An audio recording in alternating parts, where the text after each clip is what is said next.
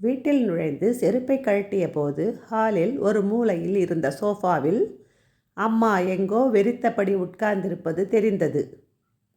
அவள் உட்கார்ந்திருந்த விதமே அம்மாவுக்கு மூடு சரியில்லை என்பதை அவனுக்கு உணர்த்தியது.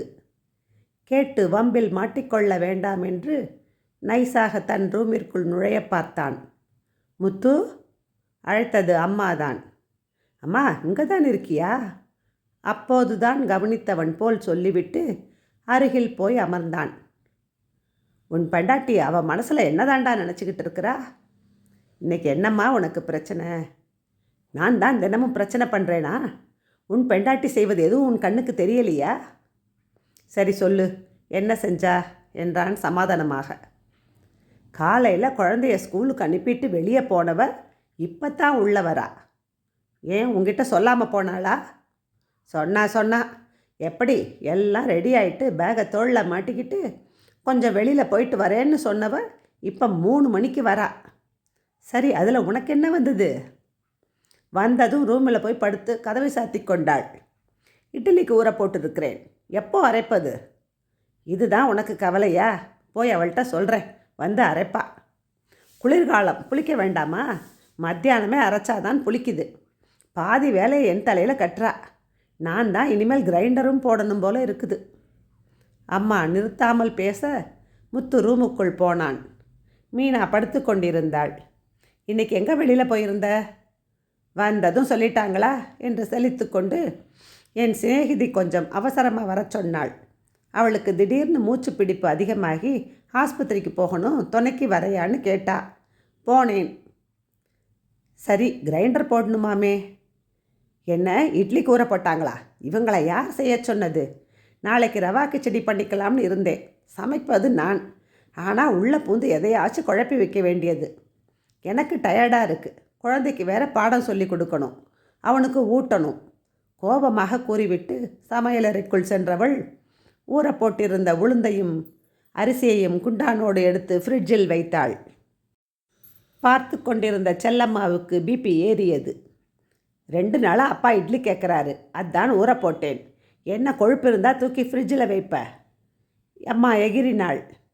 பதிலுக்கு மீனா ஒன்று சொல்ல, அம்மா கத்த என்று யுத்தம் தொடங்கியது.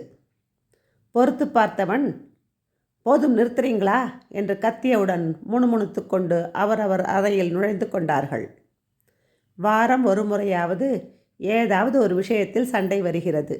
சில சமயம் அவர்களுக்குள் முடிந்துவிடும். பல சமயங்களில் அவன் தலையிடும் வரை நீளும். 2 மாதம் முன்பு மீனாவின் தாயும் சகோதரியும் வந்திருந்தார்கள். கொஞ்ச நேரம் எல்லோரிடமும் பேசிக்கொண்டிருந்த பின் இருவரையும் மீனா தன் அறைக்கு கூட்டி போய்விட்டாள். வெகு நேரம் உள்ளே சிரித்து பேசிக்கொண்டிருந்தார்கள். செல்லம்மாவுக்கு அது தன்னை அவமானப்படுத்துவதாக தோன்றியது. அவர்கள் புறப்படும்போது வெளியில் வந்து போய் வருகிறோம் சம்பந்தி என்றபோது ஒப்புக்கு தலையாட்டிவிட்டு உள்ளே போய்விட்டாள். அவர்கள் போனதும் மீனா பிடித்து கொண்டு விட்டாள். என் அம்மா என்ன அடிக்கடையாக வராங்க? 6 மாதத்துக்கு ஒரு முறை தான் என்னை பார்க்க வராங்க. அவங்கக்கிட்ட கொஞ்சம் முகம் கொடுத்து பேசினா என்னவாம் என்றாள். அதான் எல்லோரும் சேர்ந்து கூடி பேசிக்கிட்டீங்களே, போராதா? அம்மா நொடித்தாள். எங்களுக்குள் பேச 1000 இருக்கும். அதான் என் ரூமில் போய் உட்காந்து பேசினோம். அதில் என்ன தப்பு? மீனாவும் பதிலுக்கு பொரிந்தாள். அம்மா, அவங்க என்னவோ பேசிட்டு போகிறாங்க. நீங்கள் உங்கள் ரூமில் போய் ரெஸ்ட் எடுத்துருக்கலாம் இல்லை? முத்து அம்மாவை சமாதானப்படுத்துவதற்காக சொல்ல, ஆமாண்டா, உன் பொண்டாட்டி விட்டு மனுஷங்களை பற்றி பேசினா உனக்கு பொறுக்காதே. அம்மாவின் கோபம் முத்துவின் மேல் திரும்பியது. 4 நாட்கள் யாரும் யாருடனும் பேசிக்கொள்ளவில்லை. முத்துவுக்கும் வர வர வீட்டுக்கு வரவே கசந்தது. எப்போது எதற்கு சண்டை வெடிக்கும் என்று தெரியாது. இதில் யாரை குறை சொல்வது என்றும் புரியாது. மீனா வந்த புதிதில் மிகவும் பணிவாகத்தான் நடந்து கொள்வாள். அம்மா எத்தனை வேலை வாங்கினாலும் சலித்து கொள்ள மாட்டாள். ஆனால் அம்மாவுக்கு பாராட்டத் தெரியாது. குறைகளை உடனே கண்டுபிடித்து சொல்லிவிடுவாள். போக போக மீனாவால் இதை சகித்து கொள்ள முடியவில்லை. கல்யாணமாகி 8 வருடங்கள் ஆன நிலையில் அவளுக்கும் வாய் வளர்ந்து விட்டது. அப்பாவோ எதையும் கண்டு கொள்வதில்லை. நேரத்திற்கு சாப்பாடு, செய்தித்தாள், வாக்கிங் என்று தன் வரையில் பார்த்து கொள்வார், அவ்வளவுதான். அன்றும் இதே போல தான் அல்ப காரணத்திற்காக சண்டை. பொறுமை இழந்த முத்து, அம்மா பேசாமல் நாங்கள் தனி கொடுத்தனம் போய்விடுகிறோம் என்றான்.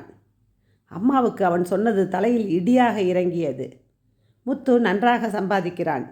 வீட்டில் தாராளமாக எல்லாம் நடக்கிறது.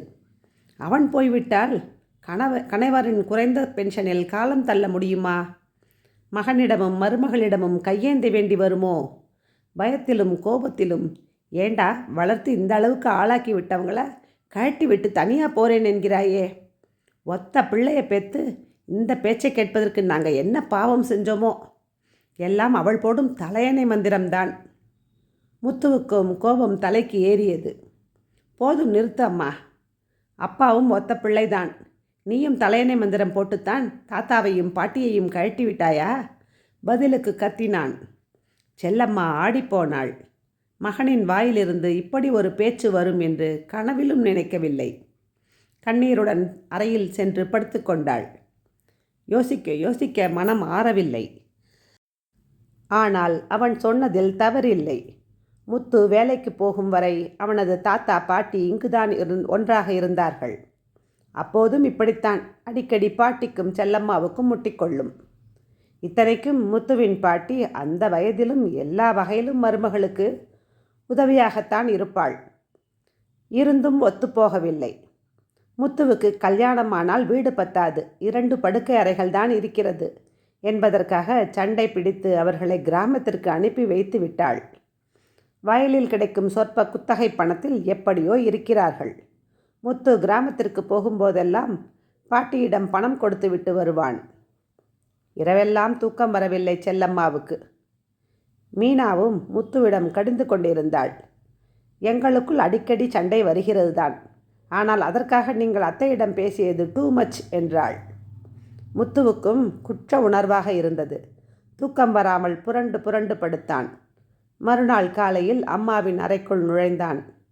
சமாதானப்படுத்தும் விதமாக, ஏதோ கோபத்தில் தெரியாமல் பேசிட்டேன்மா என்றவனை அமைதியாக பார்த்தாள் அம்மா.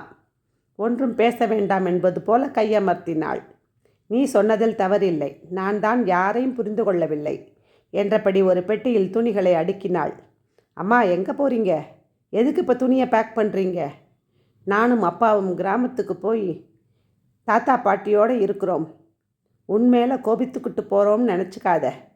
எனக்கு யார் மீதும் கோபம் இல்லை. இப்போதாவது இந்த ஞானம் வந்ததில் எனக்கும் நிம்மதிதான். சந்தோஷமாக இருங்கள் என்றாள். பேச வார்த்தைகளின்றி முத்து அம்மாவின் அருகில் போய் அமர்ந்தான். முற்றும். இந்த கதை உங்களுக்கு பிடிச்சிருந்தா லைக் பண்ணுங்கள், ஷேர் பண்ணுங்கள்,